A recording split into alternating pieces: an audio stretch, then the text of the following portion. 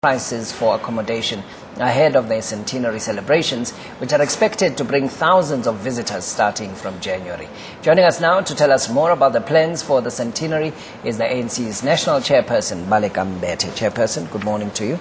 Good morning, Vuyo. Good morning to the listeners at home.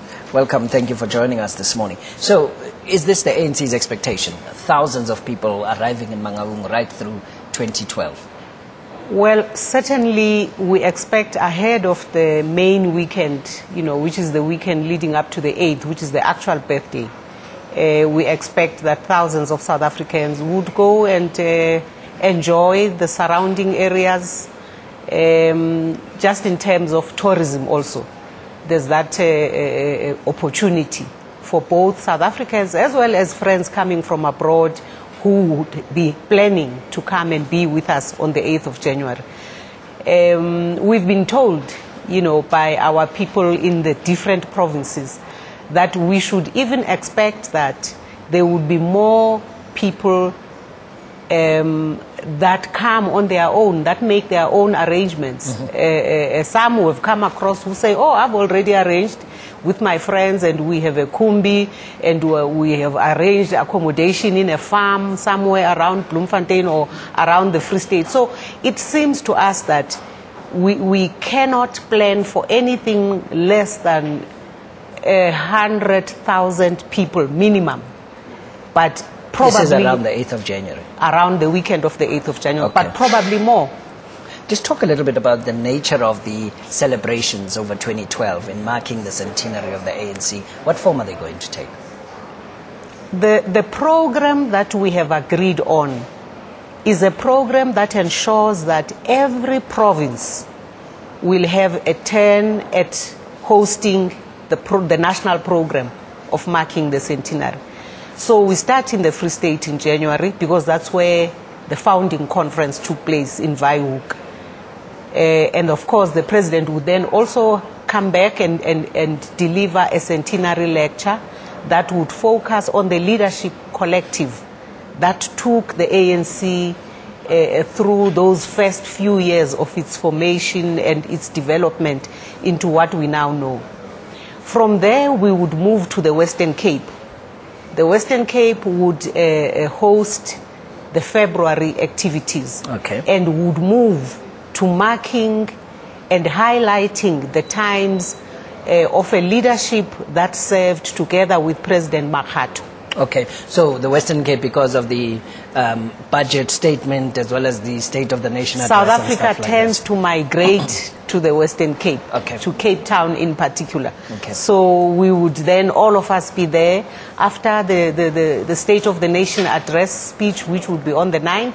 On the 10th, we open with a program of a group of Cuban dancers that would arrive early that month. Okay. So the centenary program gives us an opportunity to reconnect also with friendships that have taken us through the years and the decades of the struggle. Hence the arrival of the Cuban Hence delegation. the arrival of the Cubans. And others. Okay, so the country's got 9 provinces.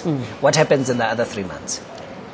Which other 3 months? You mean in the other 12 months? Yes. The whole year, from the Western Cape, we move to Mpumalanga and we move around the country. Every province has a turn at hosting, and during that month, the centenary lecture focuses on a different era. Okay. And then the last 3 months, which would be the months of Oliver Tambo, Thabo Mbeki, and Jacob Zuma, every province would mark the activities, would host those activities, but there would be one province that we would have the national activities. Okay. Chairperson, talk a little bit about the expenditure. 100 million rand celebrating 100 years of the ANC. I wish to appeal that we are not so fixated on the figure. I think the issue that we must talk about, that we should focus our minds on, is what we are going to get out of marking the centenary. It is profiling of the events of decades of struggle of the people of South Africa. A lot of that history, not very well known by younger generations, including even in the ANC, people have no clarity on what did those presidents, what did those leadership collectives represent? What did they take us through? And I think it is that heritage, it is that legacy that we should focus our minds on, because a people that don't know their history, a people that don't know where they come from, don't quite know where they are going. And I think that's the value that we should try to extract from the activities of 2012. That being acknowledged, I mean, the criticism does come through that, you know, in this kind of situation, joblessness, toilets in open areas and so on, can you spend really 100 million rand on a celebration? Some are saying 100 million rand's party. You know what? To get our heritage, our history clear in the minds of younger generation is worth much, much more than any figure that we can quote. Okay. Is the ANC not as united as it should be in the build-up to the celebrations themselves? Actually, we are quite intact. Yes, there would be issues that are in the public domain that the media tries to always harp on and make believe are the main issue that's preoccupying us. But in actual fact, we are quite intact.